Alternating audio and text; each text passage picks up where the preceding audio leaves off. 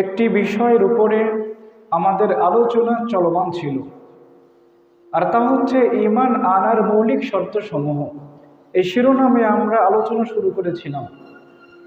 ঈমান আনার মৌলিক শর্তসমূহের মধ্য থেকে প্রথম শর্ত আপনাদের সামনে আমি বলেছিলাম আল্লাহ তাআলার প্রতি ঈমান, এবং ঈমান আনার মৌলিক শর্তসমূহের মধ্য থেকে ২ নম্বর শর্ত বলেছিলাম ও মালাইকাতিহি, ফেরেশতাদের প্রতি ঈমান। এই দুটি বিষয় আমরা বিগত জুমাগুলিতে আলোচনা করেছি। আজকে আমাদের আলোচনার বিষয় হচ্ছে ঈমান আনার মৌলিক শর্তসমূহের মধ্য থেকে ৩ নম্বর শর্ত আল ঈমানু বিল কুতুব, রব্বুল আলামিনের প্রত্যেকটা কিতাবের উপরে বিশ্বাস স্থাপন করা। আল্লাহর প্রতি ঈমান আনা যেমনিভাবে ফরজ, পাশাপাশি রব্বুল আলামিনের প্রত্যেকটা কিতাবের উপরেও ঈমান আনা তেমনই আমাদের উপরে ফরজ।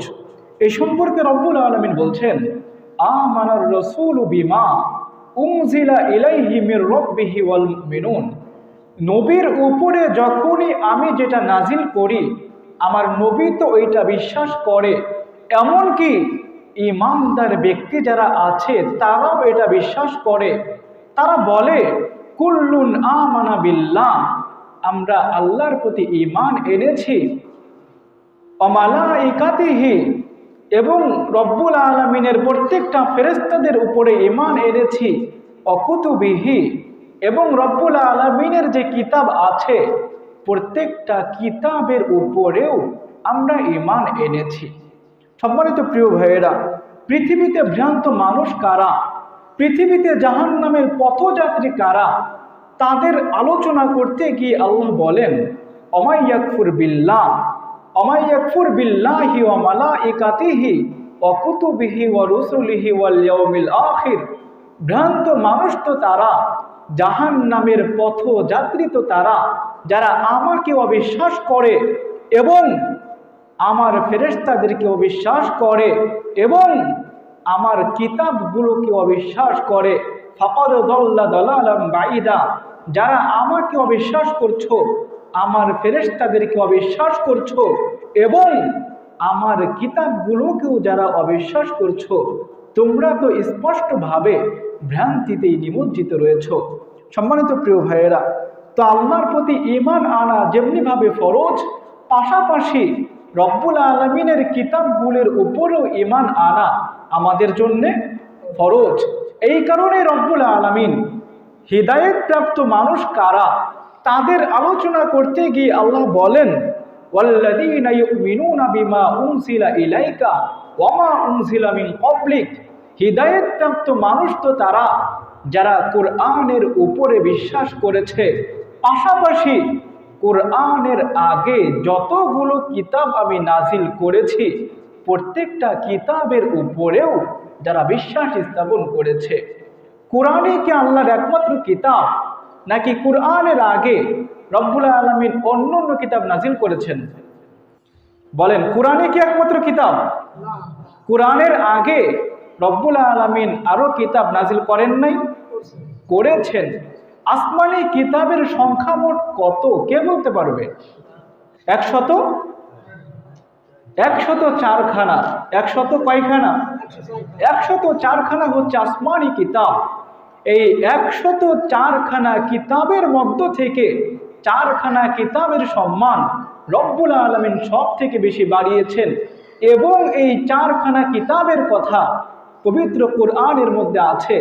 রব্বুল আলামিন সূরাত আত-তাওবা এর 111 নম্বর আয়াতের ভিতরে রব্বুল আলামিন 3 খানা কিতাবের নাম তিনি উল্লেখ করেছেন। তিনি বলেন ওয়াদান আলাইহি হাক্কান ফিত তাওরাতি ওয়াল ইনজিলি ওয়াল কুরআন। এই আয়াতের ভিতরে রব্বুল আলামিন 3টা কিতাবের নাম উল্লেখ করলেন। 1 নম্বরে তাওরাত, 2 নম্বরে ইনজিল, 3 নম্বরে কুরআন। সূরাত আন-নিসা এর 63 নম্বর আয়াতের ভিতরে রব্বুল আলামিন আরেকটা কিতাবের নাম তিনি উল্লেখ করেছেন, আর তাও হলো ওয়া আতাইনা দাউদা যাবুরা, আমি যাবুরকে আমি দাউদকে যেই কিতাবটা দিয়েছিলাম সেই কিতাবের নাম হচ্ছে জাবুর। তাহলে মোট কয়খানা কিতাবের নাম জানতে পারলাম? 4খানা। 1 নম্বরে তাওরাত, 2 নম্বরে ইনজিল, 3 নম্বরে কোরআন, 4 নম্বরে জাবুর। যদি কখনো প্রশ্ন করা হয় পবিত্র কোরআনের ভিতরে কয়টা কিতাবের নাম আসছে, বলতে পারবেন না? কয়টা কিতাবের নাম? কয়খানা? 4খানা কিতাবের নাম। সম্মানিত প্রিয় ভাইয়েরা, আমাদের পূর্বে রব্বুল আলামিন যতগুলো কিতাব নাজিল করেছেন এবং আমাদের উপরে যে কিতাবটা নাজিল করেছেন এই কোরআনের ভিতরে এবং অন্য অন্য কিতাবগুলির ভিতরে কিছুটা পার্থক্য আছে। কয়েকটি পার্থক্য আপনাদের সামনে আমি তুলে ধরছি। নাম্বার 1, অন্য অন্য কিতাবের মধ্যে আর কোরআনের মধ্যে 1 নম্বর পার্থক্য হচ্ছে অন্য অন্য কিতাবগুলো রব্বুল আলামিন একসাথে একত্রে নাজিল করেছেন, তবে কোরআন রব্বুল আলামিন একত্রে নাজিল করেছে। কোরআন নাজিল হয়েছে কত বছরে? কে বলতে পারবেন? কোরআন নাজিল হয়েছে 23 বছরে। কত বছরে? 23 বছরে। রব্বুল আলামিন এই সম্পর্কে বলেন, ওয়াকুরআনান ফারাকনাহু লিতাকরাহু আলান নাস। কোরআনকে আমি আল্লাহ রব্বুল আলামিন ভাগে ভাগে যখন যতটুকু দরকার ঠিক তখনই ততটুকু আপনার কাছে আমি নাজিল করেছি, যেন প্রেক্ষাপট অনুযায়ী মানুষের কাছে আপনি এটা উপস্থাপনা করতে পারেন। তাহলে অন্য অন্য কিতাবের ভিতরে আর কোরআনের ভিতরে একটা পার্থক্য আমরা পেলাম।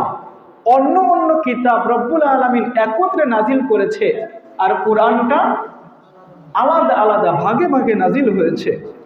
অন্য অন্য কিতাবের মধ্যে আর কোরআনের মধ্যে 2 নম্বর পার্থক্য হচ্ছে রব্বুল আলামিন একমাত্র কোরআনকে সংরক্ষণ করার দায়িত্ব নিয়েছেন আর অন্য অন্য কিতাবগুলোকে হিফাজত করার দায়িত্ব তিনি নেন নাই। কোরআনকে সংরক্ষণ করার দায়িত্ব যিনি নিয়েছেন তিনি কে?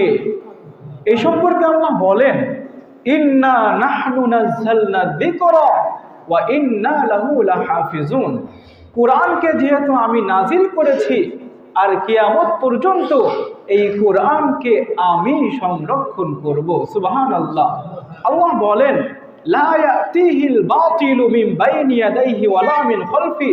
সামনে থেকে পিছন থেকে ডান থেকে বাম থেকে কখনোই কোরআনের ভিতরে বাতিল কোনো কিছু স্পর্শ করতে পারবে না।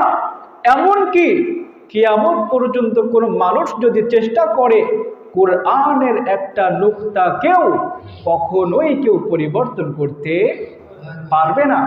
যদিও দেখবেন আজকে অনেকেই বলে রব্বুল আলামিন কোরআন নাজিল করেছিলেন 90 পারা। কত পারা? 90 পারা। মোল্লা এবং মৌলবীরা এই 90 পারা থেকে 60 পারা বিলুপ্ত করে দিয়ে রেখে দিয়েছে মাত্র কত পারা? কত পারা? এমন কথা শুনেন না আপনারা? আমি নিজে এটা শুনেছি। তো রব্বুল আলামিন বলছেন কিয়ামত পর্যন্ত একটা নুকতাকেও পরিবর্তন করবে না, এই গ্যারান্টি আমি আল্লাহ তোমাদেরকে দিচ্ছি। আর আপনি যদি বলেন 60 পারা কোরআন বিলুপ্ত হয়ে গিয়েছে, তো আপনি আমাকে বলেন এই আয়াতের উপরে আপনি কি বিশ্বাস স্থাপন করতে পারলেন? পারলেন না। সুতরাং প্রিয় ভাইয়েরা, এই বিশ্বাস রাখতে হবে কিয়ামত পর্যন্ত কোনো মানুষ যদি চেষ্টা করে একটা জবর, একটা জের, একটা পেশ, এমনকি একটা নকতারও কেউ পরিবর্তন করতে পারবে না। কারণ কোরআন সংরক্ষণ করার দায়িত্ব যিনি নিয়েছেন তিনি কে? এখন আপনি বলবেন, হুজুর অনেক সময় আমরা তো দেখি একটা ঘর পড়ে গিয়েছে, এখন ওই ঘরের ভেতরে একটা কোরআন ছিল, ঘরের সাথে সাথে কোরআনটাও তো পড়ে গেল, তো আল্লাহ কিভাবে সংরক্ষণ করলেন? আপনি এই আয়াতের ব্যাখ্যাটাই বুঝেন নাই প্রিয় ভাইয়েরা। আপনারা আমাকে বলেন, একটা ঘরের সাথে একটা কোরআন যদি পুড়ে যায়, তার মানে কি ব্যাপারটা এমন যে পৃথিবী থেকে সমস্ত কোরআন বিলুপ্ত হয়ে যাবে? একটা সহিফা মাত্র বিলুপ্ত হয়েছে। আপনি যদি পৃথিবীতে এখন যত কোরআন আছে সবগুলো কোরআন যদি আপনি আগুনে পুড়িয়ে ফেলেন, আপনি আগামী কালকেই দেখবেন লক্ষ লক্ষ কোরআন আবার ছাপিয়ে ফেলা হয়েছে। কারণ আল্লাহ রহমতে আলহামদুলিল্লাহ আমি হেফজ শেষ করেছি। যদি আপনি আমাকে বলেন এখনই এই মুহূর্তে এখানে বসে বসে আলিফ লাম মিম থেকে নিয়ে শুরু করে মিনাল জিন্নাতি ওয়ান নাস পর্যন্ত আমি বলতে পারবো আলহামদুলিল্লাহ। তো এমনকি হাফেজ শুধু আমি একাই আছি, এমন হাফেজ কি দেশে আছে না? পুরো পৃথিবীতে লক্ষ লক্ষ হাফেজ আছে। তো হাফেজ কোরআন বলবে, যারা লেখক তারা লিপিবদ্ধ করবে, কোরআনকে আপনি বিলুপ্ত করবেন কিভাবে? কখনো এটা সম্ভব না। কারণ কোরআন সংরক্ষণ করার দায়িত্ব যিনি নিয়েছেন তিনি কে? তো কোরআনের মধ্যে এবং অন্য অন্য কিতাবের মধ্যে 2 নম্বর পার্থক্য হচ্ছে, অন্য অন্য কিতাবগুলো সংরক্ষণ করার দায়িত্ব আল্লাহ নেন নাই, যার কারণে অন্য অন্য কিতাবের ভিতরে সংযোজন করা হয়েছে, বিয়োজন করা হয়েছে। এই জন্যই ওই কিতাবগুলো মানা যাবে না। তবে কোরআনটা রব্বুল আলামিন আজ থেকে 1500 বছর আগে যেমনটা নাজিল করেছেন এখন ঠিক তেমনটাই আছে। কিয়ামত পর্যন্ত কেউই কখনো পরিবর্তন করতে পারবে না। কোরআনের মধ্যে এবং অন্য অন্য কিতাবের মধ্যে 3 নম্বর পার্থক্য হচ্ছে, অন্য অন্য সমস্ত কিতাবের উপরে কেবলমাত্র আমরা বিশ্বাস স্থাপন করব, তবে ওইগুলোকে মানা যাবে না। কোরআনের উপরে বিশ্বাস স্থাপন করতে হবে, পাশাপাশি প্রত্যেকটা আয়াতের উপরে এবং প্রত্যেকটা শব্দকে মেনে নিতে হবে। আজকাল দেখবেন অনেক মানুষ বলে আমরা কোরআনকে বিশ্বাস করি, বলে কিনা? পৃথিবীতে যত মুসলমান আছে আপনারা প্রত্যেকটা মুসলমানের কাছে গিয়ে গিয়ে যদি বলেন ভাই তুমি কি কোরআনকে বিশ্বাস করো না, তারা কি উত্তর দেবে? অবশ্যই বিশ্বাস করি। তবে অনেক মানুষ আছে যদি আপনি বলেন তুমি কি কোরআনকে মানো, তখন এটাই বলবে মানি, মুখে বলে কিন্তু প্র্যাকটিক্যালি আর মানে না। যেমন আপনারা দেখবেন এমন অনেক মানুষ আছে মসজিদে নামাজ পড়তে আসছে, মসজিদে আসার পরে বলছে হুজুর নবীজি কোনভাবে নামাজ পড়েছে ওইটা একটু আমাদেরকে শিখান, নবীজি কোনভাবে রোজা রেখেছে ওইটা একটু আমাদেরকে বলেন। আমরা তাদেরকে বলি, অথচ এই মানুষদেরকে যখন আমরা বলি ভাই নামাজ নবীজি যেইভাবে পড়ছে আপনি তো সেভাবেই পড়ছেন, নবীজি যেইভাবে রোজা রেখেছেন আপনি তো সেইভাবেই রোজা রেখেছেন, আসেন না নবী যেইভাবে রাজনীতি করেছে আমরাও সেইভাবে রাজনীতি করি, তখন আবার বলে না ধর্ম আর রাজনীতি একসাথে চলতে পারে, বলে কিনা? আপনারা আমাকে বলেন ধর্ম আর রাজনীতি এটা কি ভিন্ন জিনিস? রাজনীতি কি জিনিস এটা আপনি বুঝেন। আমাদের এই যে বডি 3.5 হাত বডি, আমাদের হাত এটা বডির একটা অংশ, কিন্তু হাত এটা কি একটা পূর্ণাঙ্গ বডি? একটু উত্তর দিবেন, হাত একটা পূর্ণাঙ্গ দেহ নাকি দেহের একটা অংশ মাত্র? একটা অংশ। হাত যেমনি ভাবে দেহের একটা অংশ, পা যেমনি ভাবে দেহের একটা অংশ, কান যেমনি ভাবে দেহের একটা অংশ, হাত পা কান চক্ষু সমস্ত কিছু নিয়েই যেমন একটা পরিপূর্ণ দেহ, ঠিক তেমনই ভাবে নামাজ এটা কোরআনের একটা অংশ, রোজা এটা কোরআনের একটা অংশ, হজ এটা কোরআনের একটা অংশ, রাজনীতি এটাও কোরআনের একটা অংশ।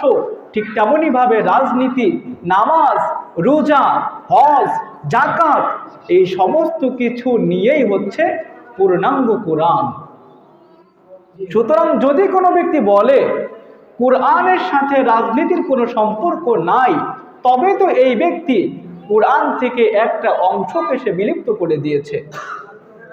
সম্মানিত প্রিয় ভাইয়েরা, রব্বুল আলামিন বলছেন তোমরা যারা কোনো কোনো ক্ষেত্রে কোরআনকে মানছো আবার কোনো কোনো ক্ষেত্রে কোরআনকে মানছো না, তোমাদের অবস্থা কেমন হবে? আল্লাহ বলেন আফাতুমিনুনা বিবাযিল কিতাব ওয়া তাকফুরুনা বিবায। আচ্ছা তোমরা কি এমন সিদ্ধান্ত নিয়েছো যে কোনো কোনো ক্ষেত্রে কোরআনকে মানবে আবার কোনো কোনো ক্ষেত্রে কোরআনকে মানবে না? যদি এটাই হয় তোমাদের চিন্তা চেতনা, তাহলে আমার ঘোষণাটাও তোমরা শোনো, ফামা জাযাউ মান ইয়াফআলু যালিকা মিনকুম ইল্লা খিযয়ুম ফিল হায়াতিদ দুনিয়া, অবশ্যই আমি তোমাদেরকে পৃথিবীতে লাঞ্ছিত করব এবং পরকালে ওয়ায়াউমাল কিয়ামাতি ইউরাদ্দুনা ইলা আশাদ্দিল আযাব, আমি তোমাকে কঠিন আযাবের শাস্তি আস্বাদন করাবো। সুতরাং প্রিয় ভাইয়েরা, কখনো বলবেন এটা যে কোরআনের সাথে রাজনীতির কোনো সম্পর্ক। যদিও কয়েকদিন আগে দেখলাম একজন বলছে, একজন গণ্যমান্য ব্যক্তি, আমরা শরিয়া আইনে বিশ্বাস করি না। একজন গণ্যমান্য ব্যক্তির মুখের কথা কি এটা হতে পারে? যদি কোনো ব্যক্তি এটা বলে আমরা শরিয়া আইনে বিশ্বাস করি না, এই কথা বলার সাথে তার আর ঈমান থাকবে না, ওই ব্যক্তি কাফের হয়ে যাবে। সুতরাং প্রিয় ভাইয়েরা, রাজনীতি এটা কোরআনেরই একটা অংশ। তাহলে কোরআনের সাথে এবং অন্য অন্য কিতাবের সাথে 3 নম্বর পার্থক্য হচ্ছে, অন্য অন্য কিতাবগুলির উপরে কেবল আমরা বিশ্বাস স্থাপন করব, তবে ওইটা মানা যাবে না। আর কোরআন হচ্ছে এমন একটা কিতাব, এইটার উপরে বিশ্বাস স্থাপন করার পাশাপাশি প্রত্যেকটা আয়াতকেই মানতে হবে। তাহলে ঈমান আনার মৌলিক শর্ত সমূহের মধ্য থেকে 3 নম্বর শর্ত হচ্ছে কিতাবের উপরে ঈমান আনতে হবে। ঈমান আনার মৌলিক শর্ত সমূহের মধ্য থেকে 4 নম্বর শর্ত হচ্ছে রব্বুল আলামিন যুগে যুগে যতগুলো নবী এবং রাসূল পাঠিয়েছিলেন, প্রত্যেকটা নবীর উপরে এবং প্রত্যেকটা রাসূলের উপরে আমাদেরকে ঈমান আনতে হবে। এখন প্রশ্ন আসতে পারে, হুজুর যুগে যুগে রব্বুল আলামিন যে নবী পাঠিয়েছেন, আচ্ছা নবী পাঠানোর কারণটা কি ছিল? আপনারা আমাকে বলেন। এখানে আপনারা যত মানুষ আসছেন, আপনাদের একটা উদ্দেশ্য আছে না? যারা কথা বললেন না তাদের মনে হয় কোনো উদ্দেশ্য নাই। আমরা এখানে আসছি, আমাদের সবারই একটা উদ্দেশ্য আছে। বলেন তো আপনারা কোন উদ্দেশ্য নিয়ে এখানে আসছেন? নামাজ পড়ার জন্য আসছেন। তো রব্বুল আলামিন আমাদেরকে যে পৃথিবীতে পাঠিয়েছেন, আমাকে বলেন আল্লাহর কোনো উদ্দেশ্য নাই? উদ্দেশ্য নাই? আছে। আল্লাহ কেন মানুষকে পৃথিবীতে পাঠালেন? আল্লাহ বলছেন, ওমা খলাকাতুল জিন্না ওয়াল ইনসা ইল্লা লিয়াবুদুন, আমি তোমাদেরকে পৃথিবীতে পাঠিয়েছি এই কারণে যে তোমরা কেবলমাত্র শুধুমাত্র আমারই ইবাদত করবে। তো আপনারা আমাকে এবার বলেন, আল্লাহ আমাদেরকে পৃথিবীতে পাঠিয়েছেন কেন? আমরা যেন তার ইবাদত করি। মানুষ যখনই আল্লাহর ইবাদতকে বাদ দিয়ে দেবদেবীর ইবাদত করতে শুরু করেছে, মানুষ যখনই আল্লাহ তাআলাকে সিজদা না করে দেবদেবীকে সিজদা করতে শুরু করেছে, ঠিক ওই সময়ে রব্বুল আলামিন ওই জাতির ভিতরে, ওই পথভোলা মানুষদের ভিতরে একজন নবীকে তিনি পাঠিয়েছেন। এই জন্যে পবিত্র কোরআন যদি আপনি পড়েন তবে দেখবেন পৃথিবী থেকে এমন কোনো জাতি গত হয় নাই যেই জাতির ভিতরে রব্বুল আলামিন কোনো নবী অথবা কোনো রাসূল পাঠান নাই। আল্লাহ নিজেই বলছেন, ওয়ালাকাদ বাআসনা ফি কুল্লি উম্মাতির রাসূল, আমি প্রত্যেকটা কওমের ভিতরে প্রত্যেকটা জাতির কাছেই একজন না একজন নবীকে আমি পাঠিয়েছিলাম। আর প্রত্যেকটা নবী তারা তাদের কওমকে বলেছিল, আনি আবুদুল্লাহ, হে আমার সম্প্রদায়ের লোকেরা, কোন দেবদেবীর ইবাদত তোমরা করছো? রব্বুল আলামিন তো তোমাদেরকে এই মূর্তির ইবাদত করতে পাঠান নাই। কোন পীর সাহেবের পায়ে তোমরা সিজদা করছো? রব্বুল আলামিন তো তোমাদেরকে পীর সাহেবের পায়ে সিজদা করার জন্য পাঠান নাই। রব্বুল আলামিন তো তোমাদেরকে পাঠিয়েছেন কেবলমাত্র এক আল্লাহর ইবাদত করার জন্যে। রব্বুল আলামিন তোমাদেরকে তো পাঠিয়েছেন কেবলমাত্র এক আল্লাহ তাআলাকে সিজদা করার জন্যে। তো প্রত্যেকটা জাতির ভেতরেই রব্বুল আলামিন একজন না একজন নবী তিনি পাঠিয়েছেন। এই কারণেই পবিত্র কোরআন যদি আপনি পড়েন তবে দেখবেন, যখন প্রত্যেকটা মানুষকে জাহান্নামের মধ্যে নিক্ষেপ করা হবে। 1 নম্বরে এই প্রশ্নটা করা হবে, আচ্ছা বলো, আলাম ইয়াতিকুম নাযির, তোমাদের কাছে কোনো নবী কি আসে নাই? যে মানুষগুলো জাহান্নামে যাবে 1 নম্বরেই এই প্রশ্নটা করাই হবে, বলো আলাম ইয়াতিকুম নাযির, তোমাদের কাছে কি কোনো নবী আসে নাই? প্রত্যেকটা মানুষ তখন এই কথাটাই বলবে, অলু বালা কদ জাআনা নাযির, আমাদের কাছে একজন নবী আসছিল, আমাদের কাছে একজন রসুল আসছিল, আমাদের কাছে একজন হুজুর আসছিল। ফাকাযযাবনা ওয়া কুলনা মা নাযালাল্লাহু মিন শাই', আমরা তাদের কথা এক কান দিয়ে শুনেছিলাম, অন্য কান দিয়ে বের করে দিয়েছিলাম। আমরা ওই নবীর কথা, আমরা ওই রসুলের কথা, আমরা ওই হুজুরদের কথাগুলো মানি নাই।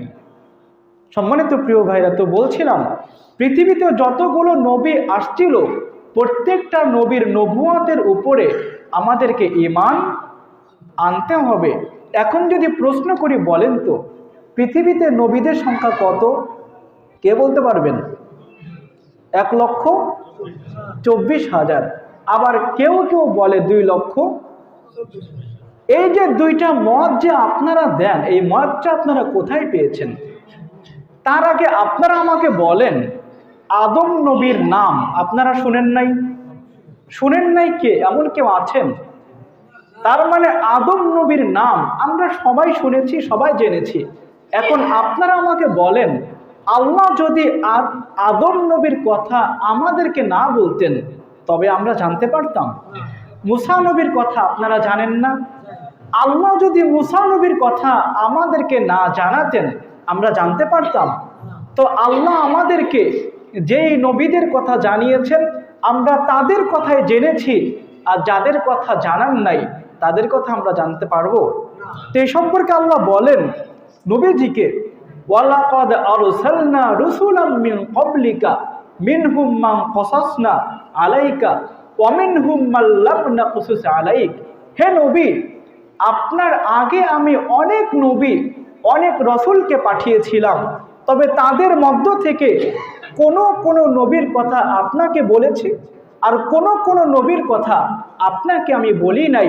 তো নবী তো ততটুকুই জেনেছেন, তাদের কথাই জেনেছেন যাদের কথা রব্বুল আলামিন জানিয়েছেন, আর যাদের কথা রব্বুল আলামিন বলেন নাই তাদের কথা নবী জানতে পেরেছেন। আর নবী যদি জানতে না পারে আমরা জানতে পারবো? সুতরাং রব্বুল আলামিন তো অনেক নবীর কথা তিনি বলেনই নাই, তো আপনি কেমন করে নবীদের সংখ্যা বললেন যে 1,24,000 নবী? আপনারা সহজে একটা কথা বলেন, এমন একজন ব্যক্তি রব্বুল আলামিন যাকে নবুয়ত দেন নাই, আপনি যদি বলেন ভাই তুমি নবী, আপনার ঈমান থাকবে? ঈমান থাকবে? ঈমান থাকবে না। আবার অন্যদিকে যদি আপনি এমন একজন ব্যক্তি রব্বুল আলামিন যাকে নবুয়ত দিয়েছেন, আপনি যদি বলেন ভাই তুমি যে নবী এটা আমি বিশ্বাস করি না, তবে ঈমান থাকবে? তার মানে যে নবী তাকেই নবী বলতে হবে, অন্য কাউকে আপনি নবী বলতে পারবেন না। সুতরাং যদি আপনি বলেন 1,24,000 নবী, তো রব্বুল আলামিন যাদের নাম বলেন নাই আপনি তো তাদের নাম অস্বীকার করলেন। সুতরাং নবীদের সংখ্যা কখনোই উল্লেখ করা যাবে, নবীর সংখ্যা কত এটা কেবলমাত্র একজনই ভালো জানেন, তিনি কে? সুতরাং 1,24,000 নবী বা 2,24,000 নবী এটা একটা ভুল কথা, কখনোই এমন কথা বলা যাবে না। সুতরাং ঈমান আনার মৌলিক শর্ত সমূহের মধ্য থেকে 4 নম্বর শর্ত আমরা পেলাম, রব্বুল আলামিনের উপরে ঈমান আনার পাশাপাশি রব্বুল আলামিনের প্রত্যেকটা নবীর নবুয়াতের উপরেও আমাদেরকে ঈমান আনতে হবে। যে কথাগুলো আমরা শুনলাম, আল্লাহ আমাদের সকলকে এই কথাগুলো বোঝার এবং অনুধাবন করার তৌফিক দান করুন। আমরা পড়ি আমিন। হাযা মা ইনদি ওয়া লা ইলাহা ইল্লাল্লাহ। আসসালামু আলাইকুম ওয়া রাহমাতুল্লাহ।